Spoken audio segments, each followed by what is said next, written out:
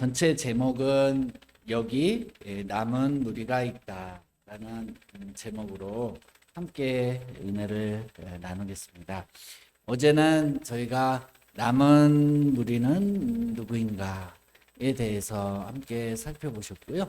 오늘은 두 번째 시간이 남은 무리의 정체성에 대해서 함께 살펴보겠습니다. 먼저 신명기서 6장 4절 5절 말씀, 우리 성경책 한번 찾아보실까요? 신명기서 6장 4절 5절 말씀입니다.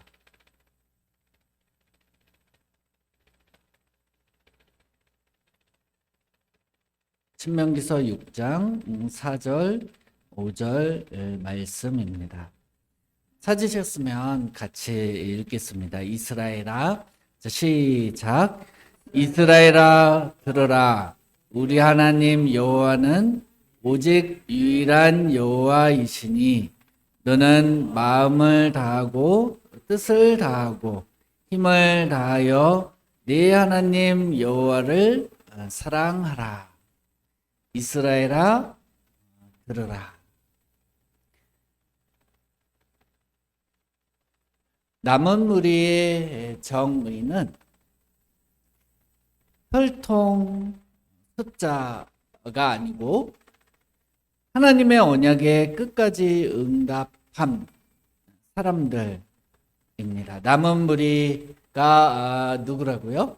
정체가 어떻게 된다고요?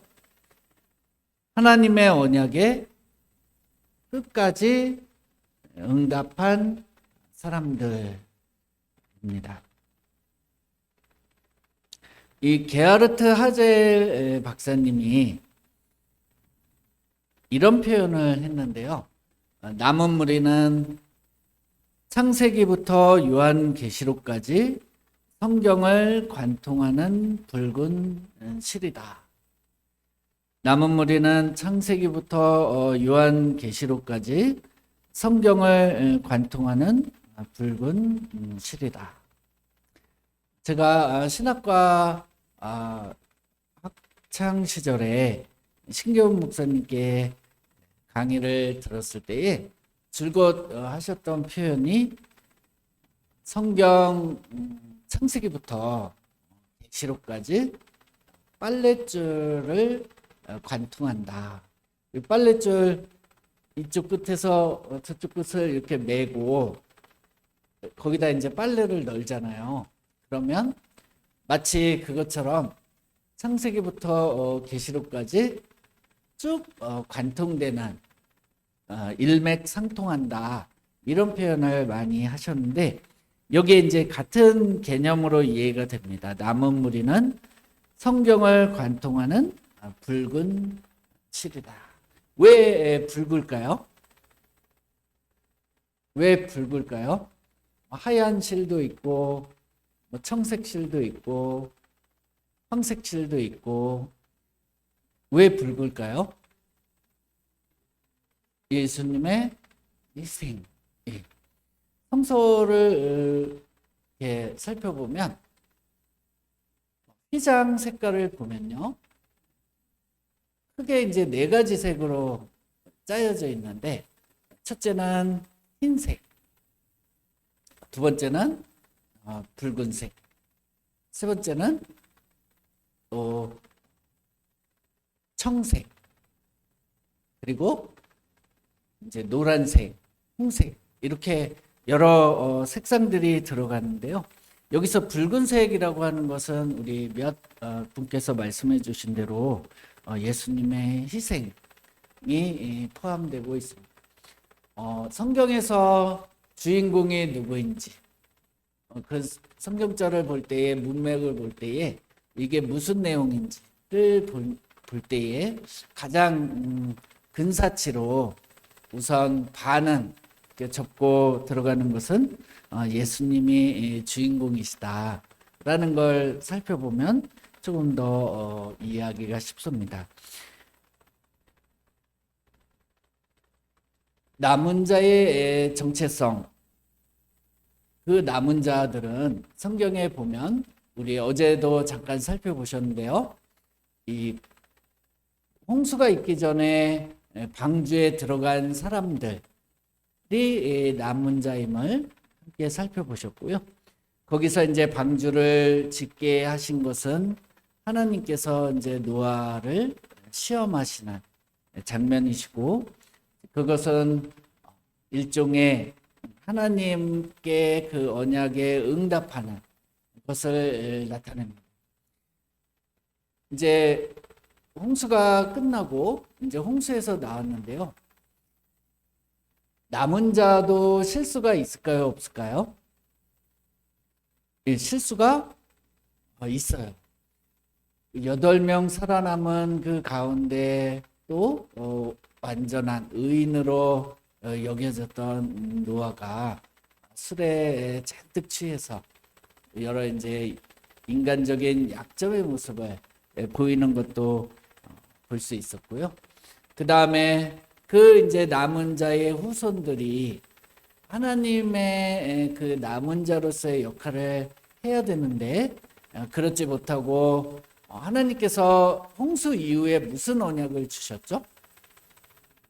예, 무지개 언약을 주셨는데 그것을 받아들이지 못하고 홍수가 나도 살겠다고 이제 점점 바벨탑 높이 지어서 살고자 하는 그런 모습들을 많이 보여줬고요. 그 다음에 하나님께서 남은 자로 아브라함을 부르셨는데 그 아브라함을 부르신 것도 당시에 대다수가 하나님의 그러한 법, 또 하나님의 언약을 지키지 못한 가운데 아브라함이 책임을 지고 남은 자손으로 부르심을 받는 모습을 볼 수가 있습니다. 창세기서 18장 19절 한번 찾아보실게요. 창세기서 18장 19절 말씀입니다.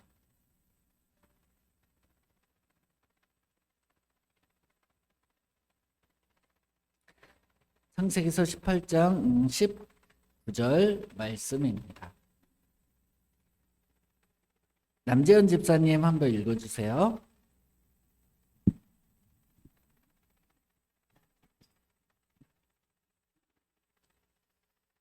내가 그로 그 자식과 건속에게 명하여 여호와의 도를 지켜 의와 공도를 행하게 하려고 그를 택하였나니 이는 나 여호와가 아브라함에게 대하여 말한 일을 이루려 함이니라.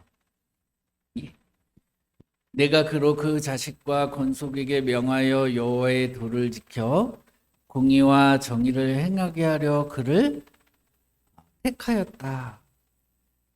택함 받은 사람이 남은 자임을 알 수 있습니다. 이는 나 여호와가 아브라함에 대하여 말한 일을 이루려 함이니라.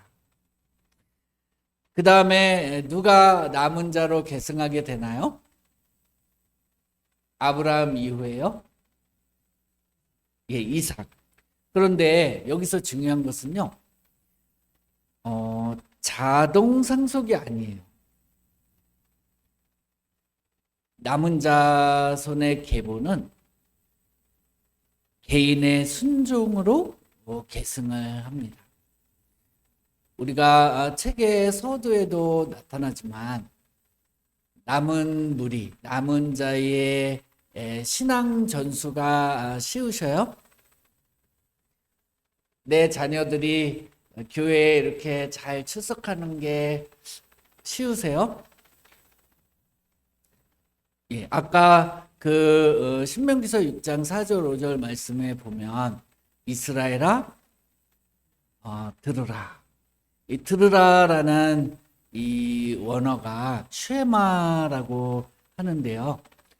이 유대인들이 노벨상을 휩쓸다시피 하고 하는 이 교육을 일컬어 쉐마 교육이라고 해요. 쉐마 교육.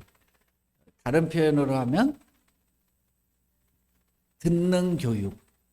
듣는 교육. 그것은 이어지는 말씀 가운데 보면 이동할 때에도 보고 누웠을 때에도 보고 해서 뭐 거기 이제 이스라엘 직접 가면은 그것도 볼 수 있는데 여기다 이렇게 차는 것도 있고요. 여기 이렇게 붙이는 것도 이렇게 볼 수 있도록 하는 것도 있고 이제 그만큼 말씀을 듣고 또 계명을 율법을 듣고 하는 이제 그런 명령을 하시는 모습을 볼 수 있는데 여기에 언약은 자동 상속이 아니고 그 말씀을 어떻게 하는 사람들이요?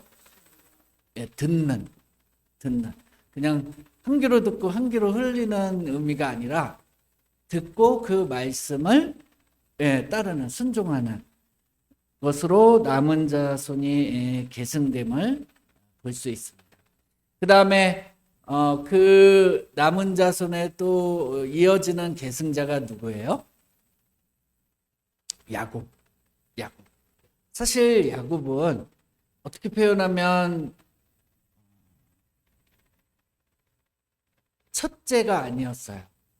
그래서 누가 원래 계승되는 어떤 케이스냐면 순서냐면 에서가 그 순서였어요. 그래서 이 이삭도 남은 자손으로서의 그 계승을 에서가 이어가길 바라는 마음으로 사냥을 해오도록 하고 기쁨에 또 축복을 하고자 하는 모습도 보였는데 하지만 이 에서는 그 미래에 대해 관심이 없었어요.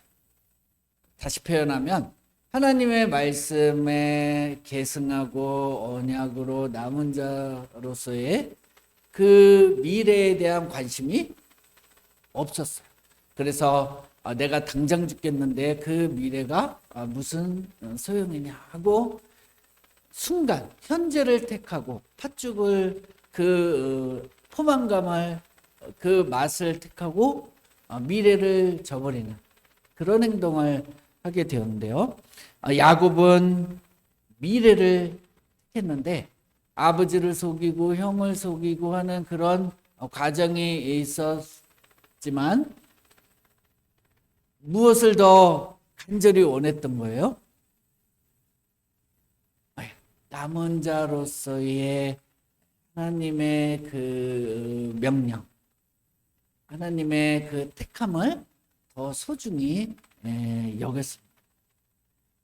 결과적으로는 우리들이 살펴보는 그 가운데에는 하나님께서 택하시고 하나님께서 인도하시는 정체성을 갖고 있다라고 살펴볼 수 있는데요.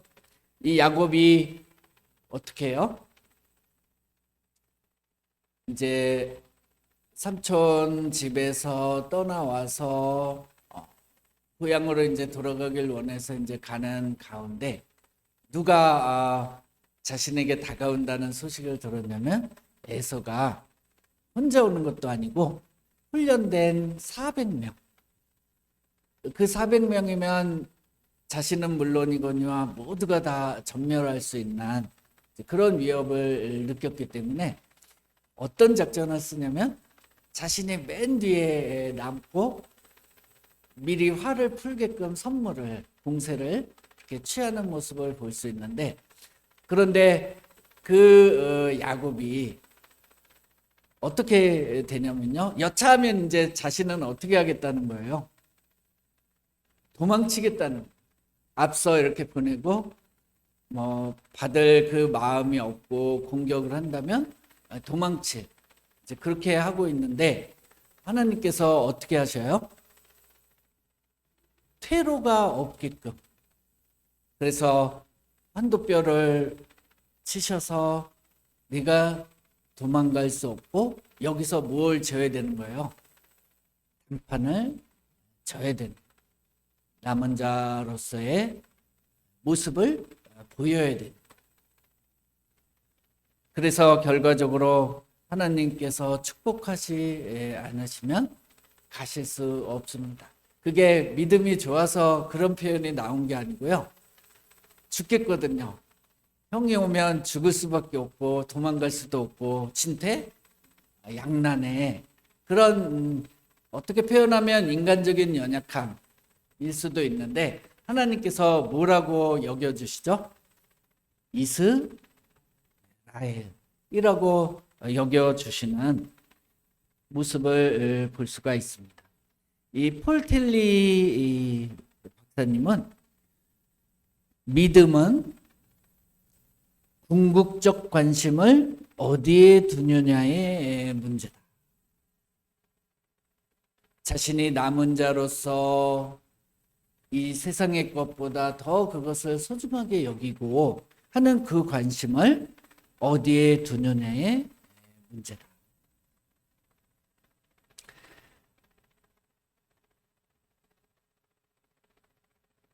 그 다음에 이 야곱의 계승한 인물이 누구예요? 요셉이요. 요셉도 파란만장한 이제 그런 가운데 여러 인간의 약점과 그 가운데서도 하나님을 이렇게 섬기는 쫓는 그런 신앙의 부분을 보여서 하나님께서 쓰시는 이제 일꾼이 되었는데 훗날 이제 형들이 살겠다고 이제 찾아왔는데 처음에는 형들은 알아보지 못하고 요셉은 알아보고 형들이 정말 베냐민에게도 자신에게 그렇게 안 좋게 대했던 것처럼 대하는지에 대한 이런 시험을 했을 때에 변화된 모습을 유다가 베냐민이 가지 못하면 아버지가 큰일 나신다. 자신을 대신 데리고 있어라 하는 이런 모습들 가운데 이제 마음이 풀리면서 형들의 회개에 방향 전환을 하게 되는데요. 우리 성경 말씀 창세기서 45장 7절 말씀 함께 찾아서 읽겠습니다. 창세기서 45장 7절 말씀입니다. 남재훈 집사님 읽어주세요. 하나님이 큰 구원으로 당신들의 생명을 보존하고 당신들의 후손을 세상에 두시려고 나를 당신들보다 먼저 보내셨나니 당신들의 후손을 세상에 두시려고 남은 자로 삼으시려고 하는 이 남은 자 정신을 모습을 보임을 우리가 살펴볼 수 있습니다. 여기 마틴 로이드 존스 목사님은 회개는 삶의 방향을 바꾸는 것이다 라고 이야기를 했는데요. 남은 자는 삶의 방향을 바꾸는 사람들입니다.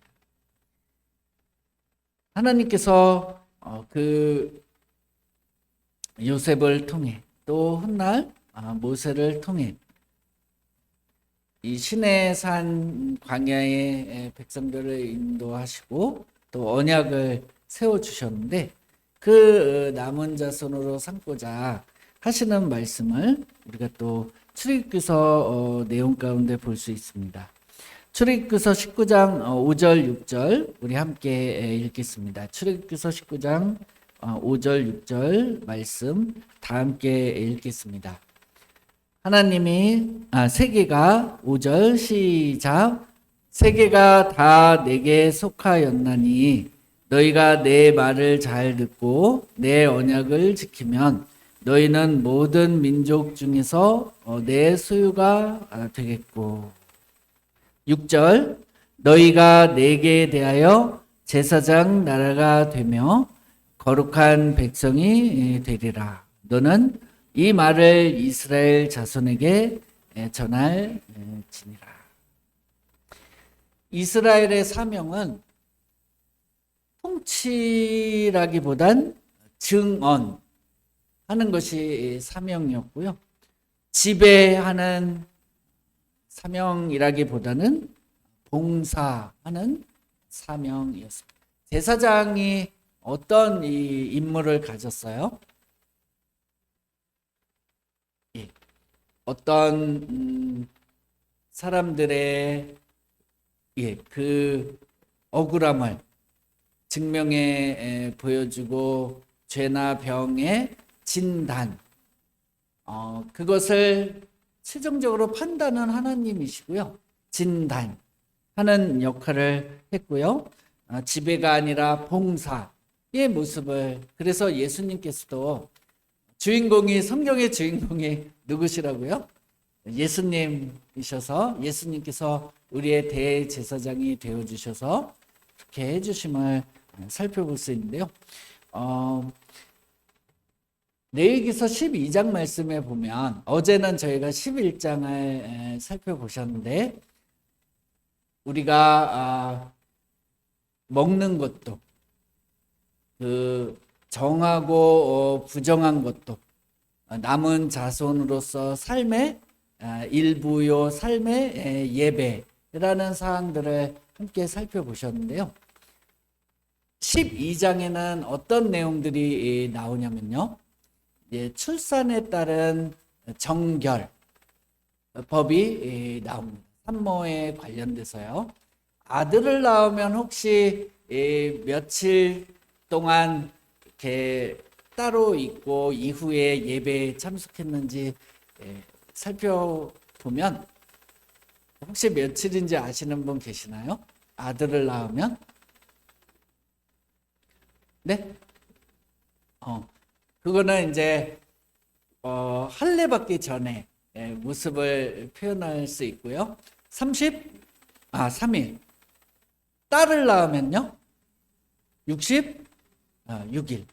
그것은 부정은 죄라기보다는 이 관계에 있어서 하나님과 잠깐 하나님의 예배드리는 그 가운데에 함께하지 않고 회복할 수 있는 기간으로 주시는 걸 볼 수 있는데, 여기 열방 가운데 남은 무리의 정체성에 대해서 함께 살펴보는 내용들, 특별히 우리 남은 자손으로서의 이 특성들을 살펴보면, 첫째는 이 안식일을 준수하는 것을 들 수 있는데요. 여기에 해피 뭐라 그러죠 우리가? 해피 사밧. 이 사밧이라는 히브리어가 의미를 완성한다라는 의미를 갖고 있어요. 의미를 완성한다. 멈춘다, 중단한다라는 의미보다 의미를 완성한다. 다시 표현하면 이미 하나님의 자녀라는, 우리는 제7일 전에 우리가 창조함을 받고 이미 하나님의 자녀로서 어디에 함께 한다는 거예요? 안식의 축복에 함께 한다는 거예요. 하나님께서 일을 다 마치시고 안식하시는 축복에 함께 한다는 거예요. 어떤 정체성으로요? 어떤 자격으로요? 하나님의 자녀로서. 그 다음에 남은 무리의 정체성의 두 번째 사항은 십계명이에요. 뭐라고요? 십계명. 우리 계시록 12장 17절, 14장 12절 말씀에 보면 남은 무리 자손의 특징이 하나님의 계명을 지키며, 여기 이제 그런 내용들을 살펴볼 수 있고, 예수님의 증인으로서, 남은 자손으로서 그런 정체성을 갖고 있는 걸 볼 수 있는데요. 어제도 잠깐 말씀드렸는데요. 레위기서가 1장부터 27장까지 이루어져 있고요. 가장 중앙이 16장과 23장이에요. 근데 그것이 무엇을 다루냐면 대속죄를 다루고 있어요. 다시 표현하면 정결함을 받는, 성소가 정결함을 받고, 우선은 제일 처음에 대제사장의 정결함을 개인적으로 받고 들어가야 죽음을 당하지 않았고요. 그것은 다시 레위기서 16장 15절에 보면 백성들을 위한 정결의 희생 제물을 잡고 공동체가 정결함을 받는 이 모습들을 나타내 주고 있는데, 그것은 레위기서 1장부터 15장까지가 이 죄와 부정을 다루는데, 그것은 우리의 정결함을 다루고 있어요. 다시 표현하면 남은 무리는 내가 거룩하니 너희도 거룩하라, 정결에 동참하는 사람들임을 여기서 나타내 줍니다. 앞서 안식일도 이미 완성된 정결함에 동참되는 의미를 나타내 주고 있고요. 십계명도 정결함에 동참됩니다. 가인이 아벨을 죽였을 때 그게 십계명 반포되기 전이었는데 죄일까요? 아닐까요? 왜요?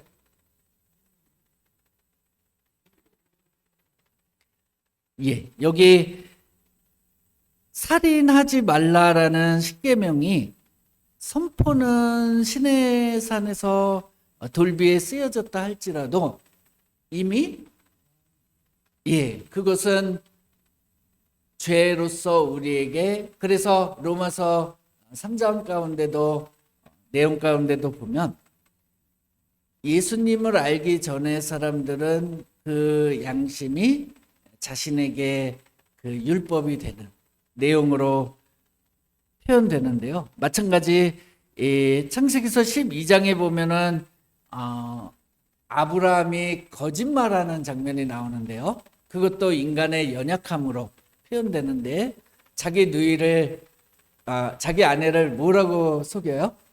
누이라고 속이고, 이삭도 마찬가지고, 뭐 야곱은 더 말할 나이도 해서 이런 거짓 증거하지 않아야 되는데 하는 모습들. 그다음에 창세기서 39장 내용 가운데 보면 간음하지 않아야 되는데 이제 그러한 내용들, 여러 사항들을 이 남은 무리를 통해 보존하시고 보여주시는 모습들을 보여주는데요. 우리 랑게 박사님은 십계명은 계시 이전에 이미 인간 존재 속에 새겨진 도덕 질서의 공적 선언이다. 이미 인간 존재에 새겨져 있는 이 도덕 질서를 그 시내산에서 반포한 것은 공적인 선언이다. 이렇게 표현합니다. 그래서 이스라엘은 그 십계명을 받은 것이 새 법을 가진 민족이라기보다 가장 오래된 법을 보존한 민족이다.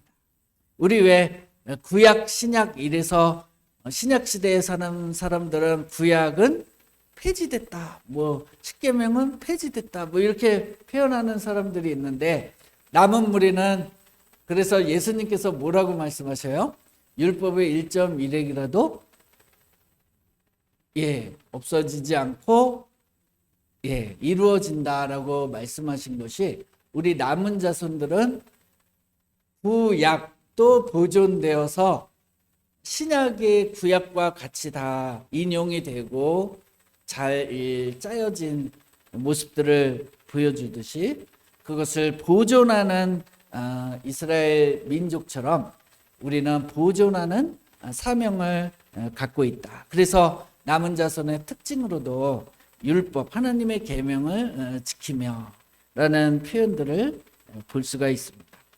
그래서 이스라엘의 신앙은 새로운 종교로, 새로운 민족으로의 모습이라기보다 창조로부터 이어진 가장 오래된 진리를 갖고 있다. 이렇게 볼 수 있습니다. 그 진리를 소유한 것이 아니라 진리에 붙들린 사람들인 것입니다. 남은 무리의 정체성이 뭐라고요? 진리를 소유한 자가 아니라 진리에 붙들린 사람들이라. 제가 한 천주교인과 성경 공부를 지금 한 5년 정도 하고 있는데요. 그분이 이제 직접 표현하기를 자신이 40년간 천주교회를 다녀서 몸은 천주교회에 있는데 우리 안식일 교인, 재림 교인이 됐다라는 표현을 하시더라고요. 그래서 저희 교회 행사나 또 여러 상황들에 같이 동참을 하고 계시는데요. 그런데도 아직 양쪽의 발을 담고 있는 것은 그 40년이라는 그 기간이 완전히 이렇게 개혁하시는 것에 대해서는 조금 어려움을 겪고 계시는데, 그럼에도 불구하고 진리에 붙들리는 그분의 이 변화를 보면서 우리들이 그 진리를 어떻게 해야 된다고요? 우리도 붙들려야 된다 라는 사항을 계속 저도 교훈으로 갖게 됩니다. 우리의 정체성은 끝에 판명이 되겠지만요, 무엇에 충성하는가, 누구에게 충성하는가. 이 나무무리라는 표현은 우월함의 선언이라기보다는 하나님의 신실하심에 대한 증언, 자로서의 사명을 가진 사람들입니다. 나무무리 선민이라고 우월의식을 가진 이스라엘 백성들의 그 과오를 답습할 것이 아니라 하나님의 신실하심에 대한 증언 자가 되어야 합니다. 이 폴 켈리 박사님은요, 인간의 궁극적 관심이 하나님이 아닌 것에 붙들릴 때 그것이 곧 우상이 된다라고 조언을 줬는데요. 내 삶의 궁극적인 중심이 무엇이냐? 하나님이냐? 아니냐? 내 삶의 궁극적인 중심. 재림 신앙은 새로운 교파 혹은 새로운 주장이 아니고 가장 오래된 창조 신앙의 회복입니다. 처음 사랑을 버렸다라고 질책하시는 예수님의 그 표현은 남은 자손으로서의 정체성을 버렸다라고 이해할 수 있는 것입니다. 우리는 어떤 사람들이라고요? 남은 무리, 남은 자손입니다. 그 자손의 특징은 처음 사랑을, 처음 신앙을, 처음 창조 때의 것을 보존하는, 보수하는, 전승하는, 계승하는 사람들입니다. 존 브라이트 박사님은요, 이스라엘의 기원이 역사적 영광과는 거리가 멀다라고 하면서 하나님의 인도하심에 나무무리의 특성을 이야기했는데요. 이 돌 김용옥 신학자예요. 신학자이기도 합니다. 이스라엘은 힘으로 산 민족이 아니라 질문으로 산 민족이다. 무엇으로 살았다고요? 질문으로 산 사람들입니다. 어떤 질문일까요?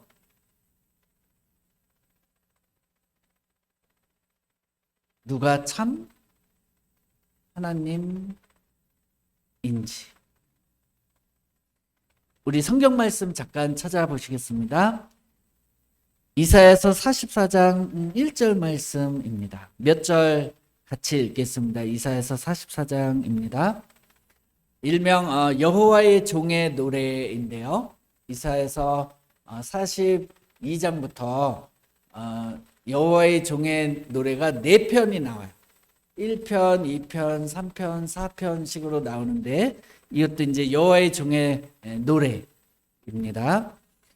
예수님을 생각하시면 돼요. 부르시는 게 성부 하나님도 부르시는 노래가 있고요. 나의 종 1절 시작. 나의 종 야곱 내가 택한 이스라엘아 이제 들어라. 아까 신명기서 연상이 되시죠?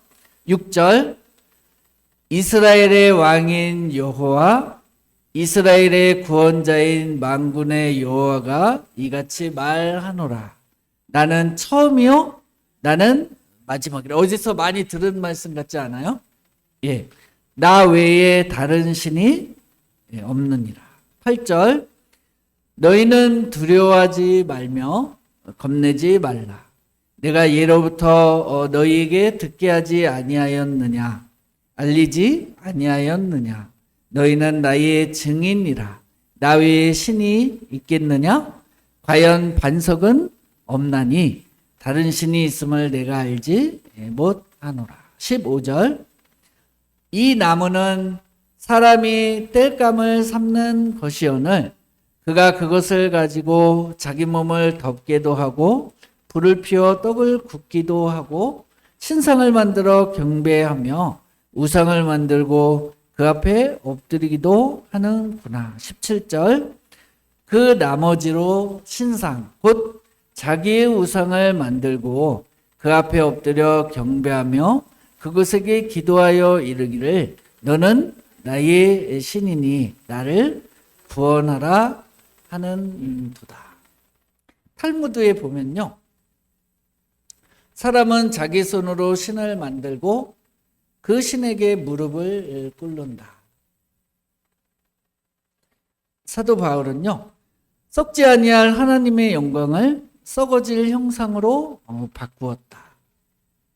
로마서 1장 23절 썩어지지 아니하는 하나님의 영광을 썩어질 사람과 새와 짐승과 기어다니는 동물 모양의 우상으로 바꾸었느니라. 부조와 선지자 내용 가운데 우상 숭배는 하나님을 잊은 인간의 필연적인 산물이다.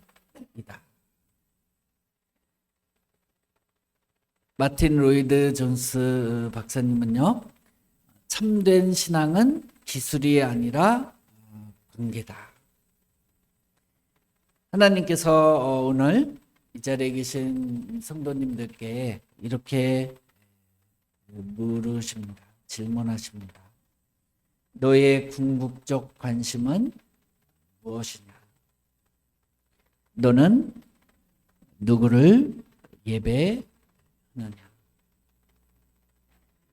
여기 열방 가운데 남은 우리가 있다. 결론적으로 남은 무리는 자동 계승, 상속받는 것이 아닙니다. 남은 무리여도 실수가 있습니다. 하지만 남은 무리는 하나님의 언약에 충실하고 그분의 명령에 순종하는 사람들입니다. 궁극적 관심, 삶의 중심은 자신이 아닌 하나님을 모신 하나님과 관계를 갖는 사람들입니다. 문막중앙교회 이 자리에 계신 모든 성도님들께서도 남은 무리로서 끝까지 남아 계시면 좋겠습니다. 제가 기도로서 집회를 마치겠습니다. 사랑이 많으신 아버지 하나님, 함께 사경의 집회 시간을 통해서 남은 무리의 정체성에 대해 살펴보도록 인도해 주시니 감사드립니다. 주님께서 저희를 완전한 남은 무리로서 창조해 주심을 감사드립니다. 그 가운데 저희의 연약함도 돌보아 주심을 감사드립니다. 끝까지 저희의 궁극적인 관심이 주님이 될 수 있도록 인도하여 주시고 끝까지 남아있는 저희들 될 수 있도록 항상 함께하여 주시옵기를 사랑이 많으신 주 예수님 이름으로 간절히 기도드리옵나이다. 아멘.